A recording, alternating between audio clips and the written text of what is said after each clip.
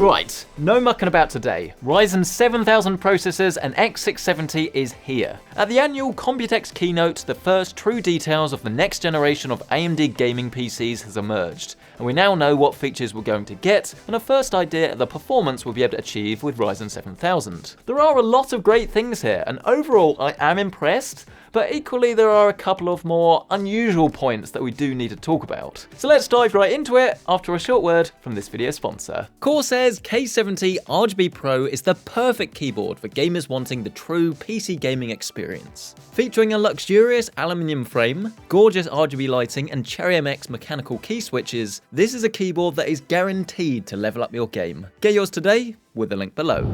The first thing to know is that AM4 is officially dead. Sad times. This is the name of the CPU socket that's been around for the last 6 or so years, and the platform will no longer have any truly new CPU releases. This, however, makes way for the newly announced AM5 socket, built with performance and longevity in mind, and Ryzen 7000 processors will be the first to use it. Can we get a nice big round of applause for the fact that they're moving away from the pin grid array to a LAN grid array formation on the CPUs? So this means that instead of the pins that you can easily damage being on the CPU that you handle, they're being moved to the motherboard, just like you'll find on Intel. The motherboards that will use this AM5 socket will come in 3 flavors, at least for launch, with these being B650, X670, and X670 Extreme. It's very similar to what Intel do with their chipsets because you've got B, H, and Z, and features will vary depending on the platform that you choose. All of them will support DDR5 memory and in some form PCIe Generation 5, but it's only X670 and above that will support it on the graphics card slot.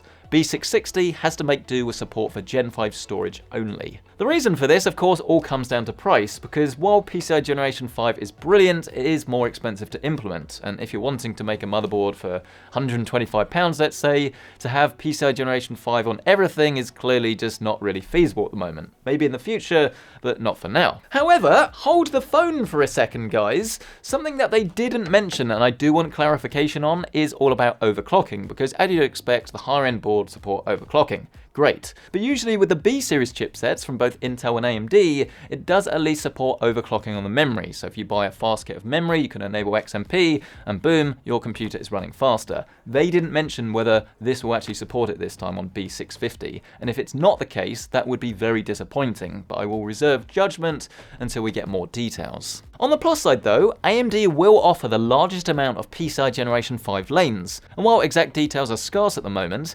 ASUS's highest end X670E Extreme, which I guess is Extreme twice.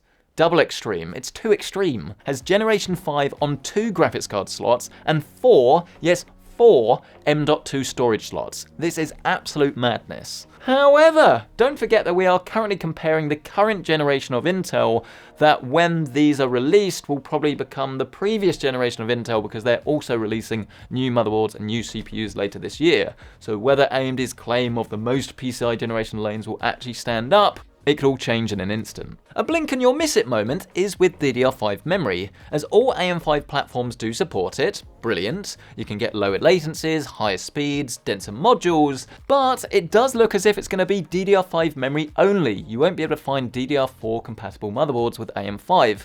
And the problem with this is that DDR5 memory is just so expensive, and this of course means that you can't bring RAM from your older system along for the ride. Something else you may have overlooked is the fact that these motherboards will support up to 170 watts of power natively to support all of the new features. You combine this with the fact that the new graphics cards are likely going to require a whole lot more power. I mean, the RTX 3090 Ti at the moment is 450, and the next gen might require even more. It's not only going to mean that you might need a new power supply, but the ongoing costs of running your favorite hobby are going to increase. Not to mention how much cooling we're going to need. Well, probably quite a lot, and your system might be a little bit louder than you're used to. But there is a nice little tidbit of news to come out of this, however, as AM4 coolers are compatible with AM5, which is just delightful, as it means you'll probably be able to bring your older cooler along with you for the ride. But alright, Centric, enough about the boards. What about the CPUs? That's what I'm here for. What do we know? Well, we know I'm an idiot, but we knew that already. As far as the CPUs are concerned, not actually that much, but arguably enough. Ryzen 7000 moves us on to a new 5nm process dubbed Zen 4,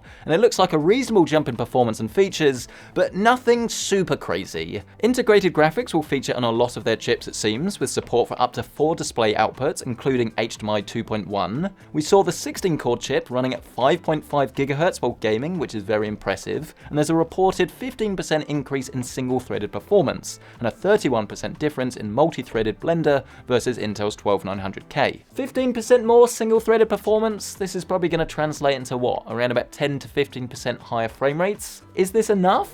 Well, honestly, no. Not if you're rocking a current generation chip. The Ryzen 5800X3D is already the fastest AMD gaming CPU, and the 15% performance boost that was measured by AMD was actually against the 5950X, which could mean that the performance boost versus the 3D could actually be even smaller. Of course, this is just speculation. We won't know the exact differences until we get the chips in-house. Make sure you get subscribed so you don't miss those videos. But I think it's already clear that this is very much going to be a feature set upgrade that you're going to want to do if you want an entirely new platform rather than just CPU performance alone. I mean, I love that AMD offers a really long shelf life on their motherboards, as upgrading even 2 or 3-year-old boards with faster chips is relatively easy, but the price of these new motherboards, along with DDR5 memory, a new graphics card, and maybe even a PCIe Generation 5 SSD, that is a huge amount of cash. Haha, cash.